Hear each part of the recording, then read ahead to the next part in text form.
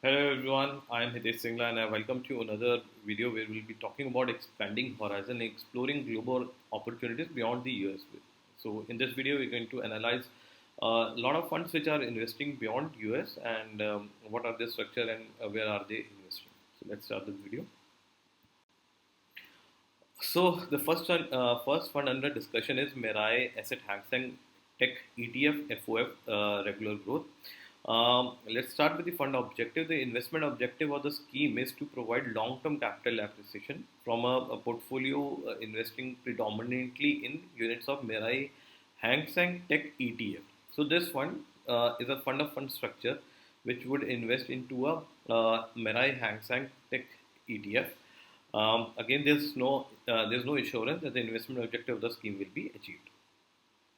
So this fund was came into inception somewhere in the month of December 2021. Currently, the portfolio size is 93 crores. The expense ratio of the fund for the regular scheme is 0.3.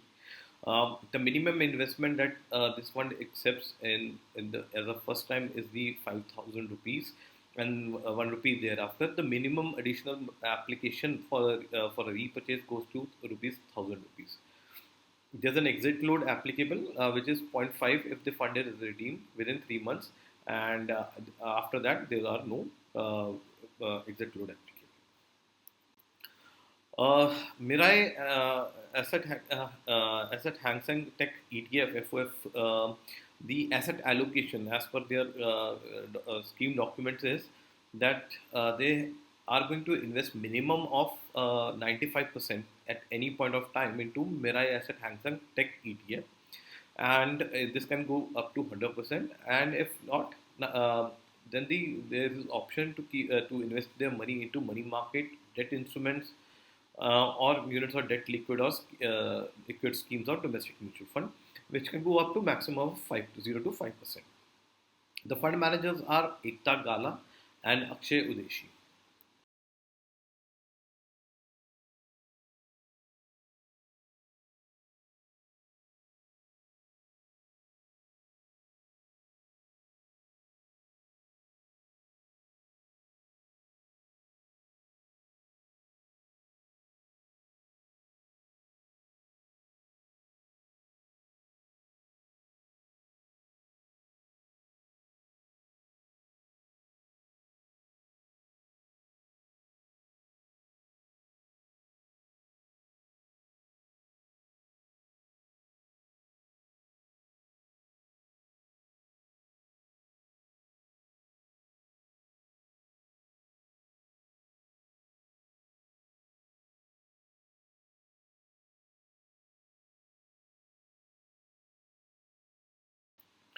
What are the companies, the top holdings that we can see is the top holdings are Tencent Holding, which accounts for 8.3% in the holding, JD.com, which accounts for 8.23%, Alibaba Group Holding Companies, Xiaomi Corporation, Mithrian Corporation, Semiconductor Manufacturing International Corporation, Kuisho Technology, Li Auto Inc., Zempeng Inc., NetEase Inc.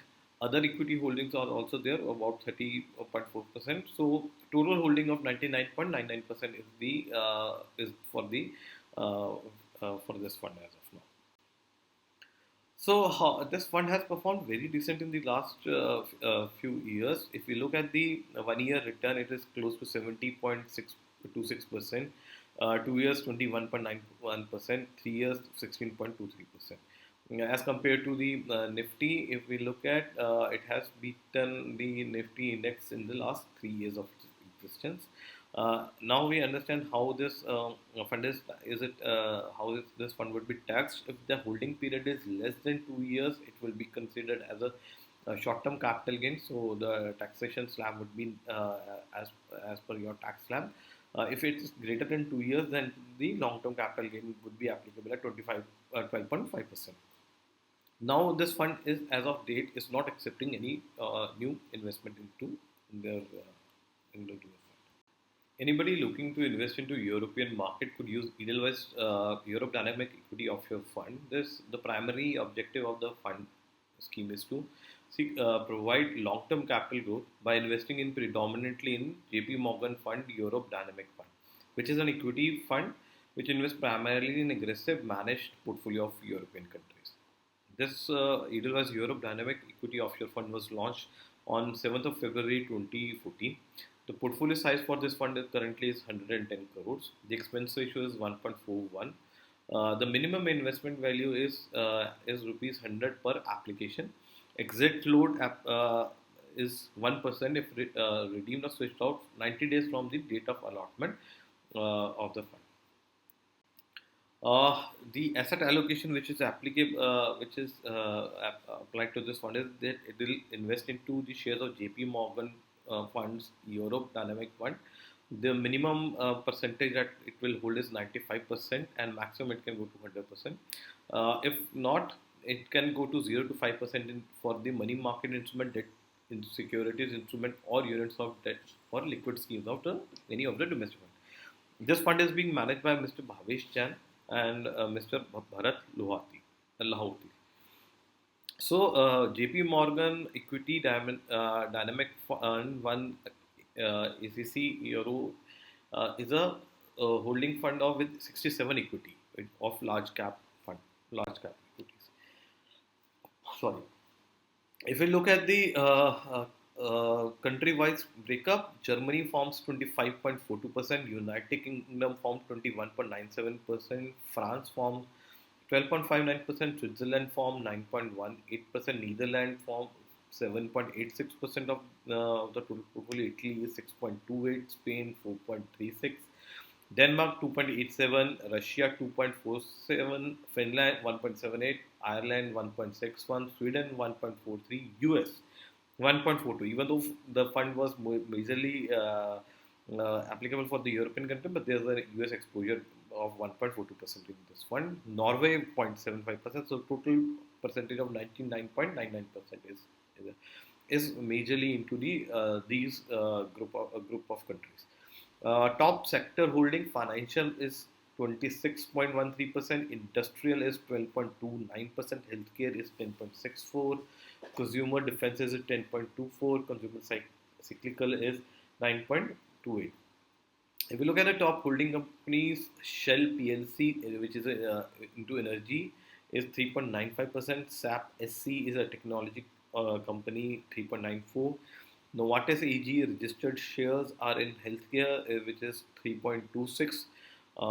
Another financial service company, which I can't pronounce, 2.93%. Allianz SC is for financial services 2.91%, which is top 5 holding of the stock holding right now.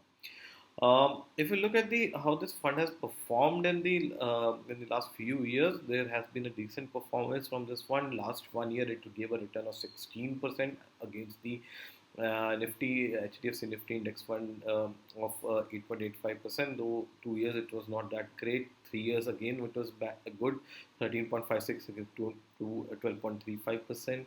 5 years 17%, 7 years 9.18%, and 10 years 7.7%. The taxation applicable on this fund is if the holding period is less than 2 years, then it will be counted as STCG, and the tax slab, if greater than 2 years, then it will be counted as LTCG. Another fund, if anyone is too confused which country to choose for, then ICICI gave a product which is ICICI Pru Global Advantage Fund FOF. This Global Advantage Fund FOF, if we look at this scheme objective, is a fund of fund scheme with a primary objective to generate returns by investing in units of one or more mutual funds. So they will invest their funds into one or mutual funds or ETF schemes, which could be managed by ICICI Mutual Fund or any other mutual fund. So they will collect the funds, they will invest further into mutual funds or ETFs, which could be either from ICICI Fund House or could be any other mutual fund house. So which are predominantly invest in international markets. So the predominant investment would be into funds or ETFs, which would be investing into international market. A certain corpus or scheme will also be invested in domestic mutual funds or schemes or ETFs managed by ICICI Prudential or any other mutual fund. So they have also kept the option open to invest into Indian mutual fund, domestic mutual fund schemes or ETF schemes, which can again be from any of the ICICI Prudential Mutual Fund House or from any other mutual fund house. So this fund was came into inception about on 7th of October 2019. Currently, it's managing a portfolio size of 338 crores. Expense ratio is 1.33%. Minimum investment which is allowed is rupees 100 in plus in multiples of rupee. So ICICI Pru Global Advantage Fund has an asset allocation which is defined as such that if they are investing into mutual funds, then they have a mandate that minimum they have to invest 95% and maximum that they can invest is of course 100%. Now, of the 5%, if they go into the minimum zone, then of that 5% which is not invested, that can go into money market instruments. Now we'll talk about the how the mutual fund schemes would be invested. So they have two mandates under it where they can go into any mutual fund scheme or ETF scheme, which will invest into international securities, and for that they have to either invest 80% of the holdings to 100%. Now, if they want to give an allocation to domestic equity mutual funds or ETFs, they can go up to 0 to 20%. So the minimum holding for a domestic portfolio can be 0, and the maximum that they can go is 20%, and the same would be applicable in the for the uh, mutual fund in the with the international security that would invest into international security markets from 80% to 100%. So they have also given an indicative list of funds, which is Aditya Birla Sun Life Commodity Equity Fund, Global Agri Plan, Aditya Birla Sun Life International Equity Fund Plan A, Franklin Asian Equity Fund, ICICI Prudential US Blue Chip Equity Fund, Nippon India Japan Equity Fund, Nippon US Equity Opportunities, Motilal Oswal Nasdaq 100 ETF, Nippon ETF Hang Seng Bees. The fund managers for this fund are Mr. Shankar Narain, the CIO, Mr. Dharmesh Kakkad, Sharmila Demelo, and Ms. Masumi Jumrwala. The current portfolio, since this fund is majorly allocating to mutual funds, so the portfolio is currently that is 96.37% is invested into mutual fund, and it's also invested approximately 2.18% is invested into short term and 3.63% is invested in short term debt and net of the net current assets. So under the mutual fund, ICICI Pru Blue Chip Equity Fund, which is investing into US equities, is 31.23%. Nippon India ETF Hang Seng Bees is investing is approximately 26.55%. So they're taken exposure into Chinese market. Nippon India Japanese Equity Fund is approximately 18.38%. Franklin Asia Equity Fund is approximately 18.04%. So they have also taken exposure into Asia Fund, and debt mutual funds already I have discussed. Though they have taken ICICI Pru All Season Bond Fund to approximately 2.18%, and some short-term debt and net current exposure is 3.63%. So totaling up to 100% of net assets. The returns of the scheme in the last 1 year, it has delivered a return of 15.12%, which has beaten the Nifty index by 8.85%. The rest of the years, 2 years, it was 10.11, 3 years 7.3, 5 years 8.8, where it was not performing beyond the Indian equity markets. The taxation effective 23rd July 2024 for the holding period is, if it's less than 2 years, STCG, that is short-term capital gain is applicable. It will be under your tax slab. If greater than 2 years, then it comes LTCG, that is 12.5%. This fund is not accepting investment as of now. Another fund from China, which is from the House of Edelweiss, is a Greater China Equity Offshore Fund. So, Greater China Equity Offshore Fund has the objective that the primary investment objective of the scheme is to provide a long-term capital appreciation by investing in JP Morgan funds, Greater China Fund. So, they have chosen JP Morgan Greater China Fund for their investment, which is an equity fund which invests primarily in diversified portfolio of companies that are domiciled or carrying out main part of their economic activity in the country of Greater China region. So they will be, the company would be either domiciled in China, or it would have major economic activity happening in China. So this fund was launched in the on 26th of August 2009. Currently a portfolio size of 1,910 crores. Expense ratio of 2.34%. The minimum investment is 100 per application in multiples of rupee 1. 1% is the exit load applicable for 90 days, from 90 days and nil thereafter.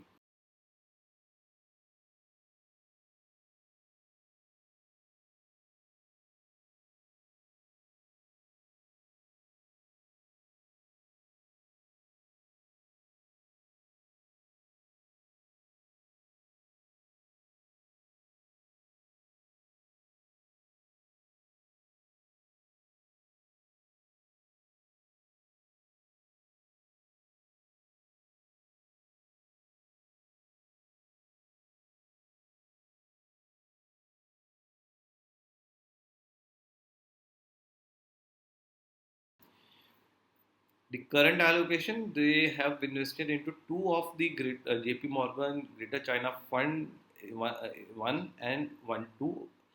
The ratio is 56 percentage and 43%, and 1.21% is in the cash form. Country allocation, the both these funds have different, are almost similar funds. Actually, there's no difference into their allocation. They are allocated China 67%, Taiwan 28.56%, and Hong Kong 3.3%. So if you're looking for investment into China, Taiwan, and Hong Kong, then this is a fund which you can look into.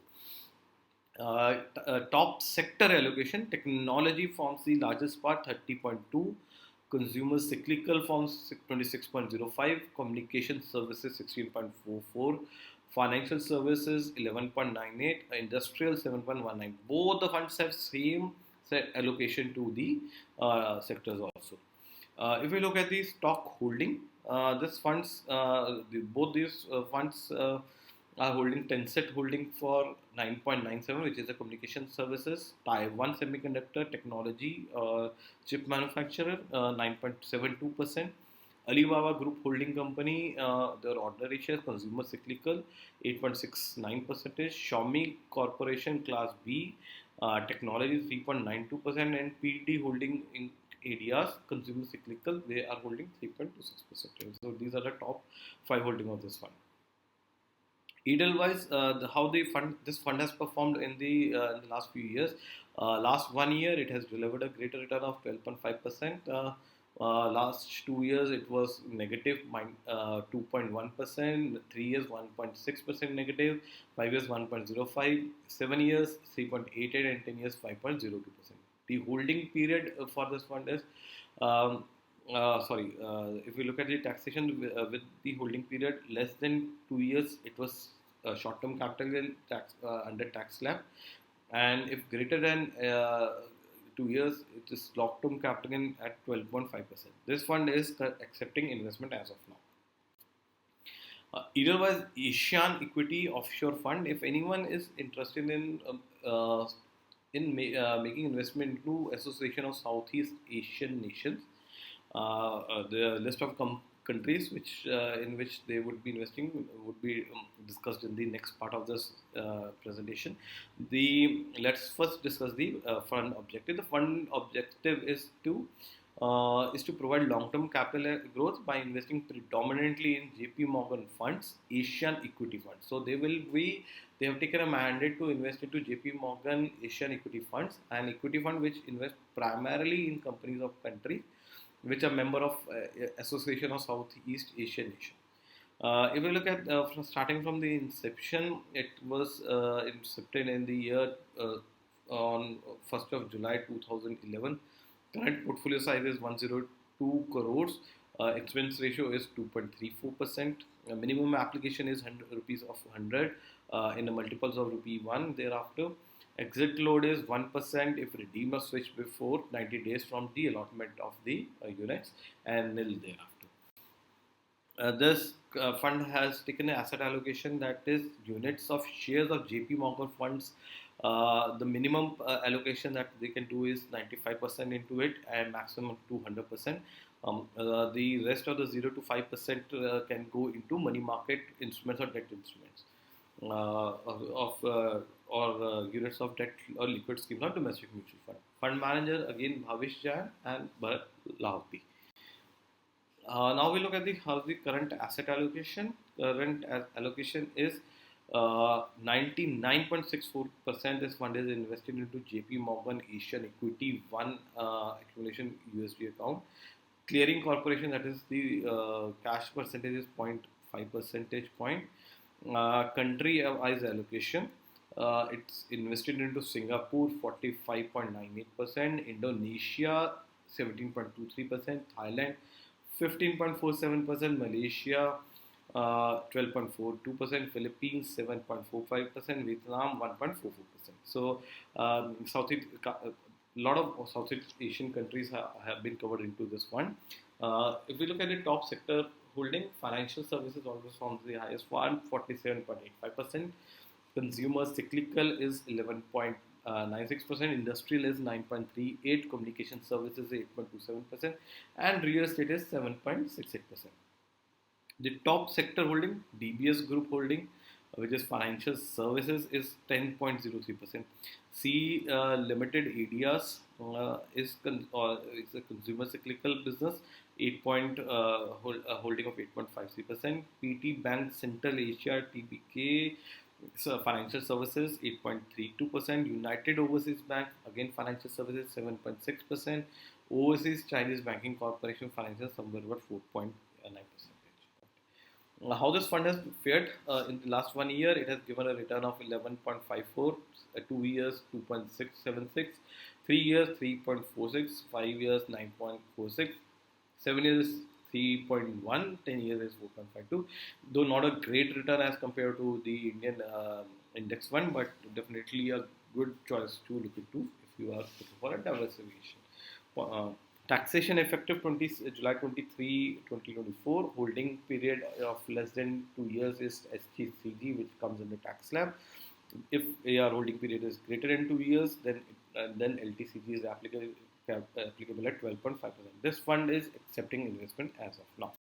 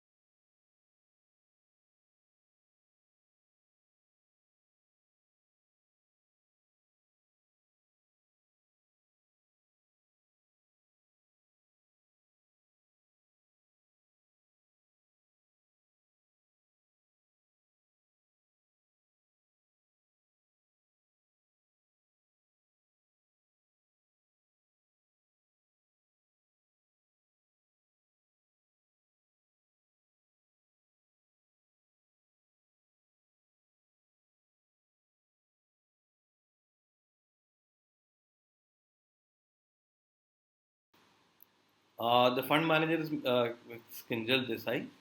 The fund is basically a large cap oriented fund with 30 stock portfolios holding into the stock. Market cap allocation, if we look at, is large cap is 96.65 percentage point, mid cap is 3.35, Asset allocation, actually, the site for Nikon was down, so I was not able to get those asset allocation from their scheme documents. And this top sector holding is industrial is 41.58%, consumer staple 12.57, financials 12.41, for real estate is 6.28, and materials is 6.12.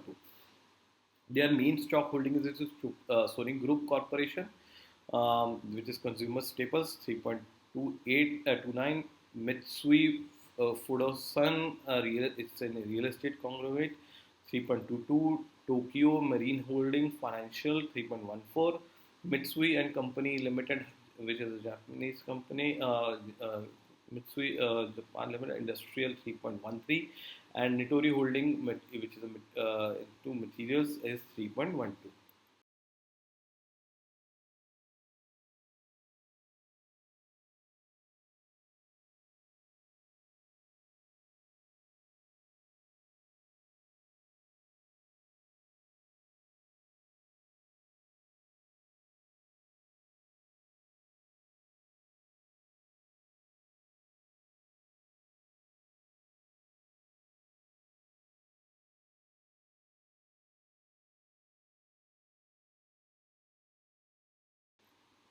So that was all from my side. I have tried to find out some funds which are investing beyond the U.S. markets. Uh, Also, one fund where the fund managers is making the decision on your behalf where to allocate the monies.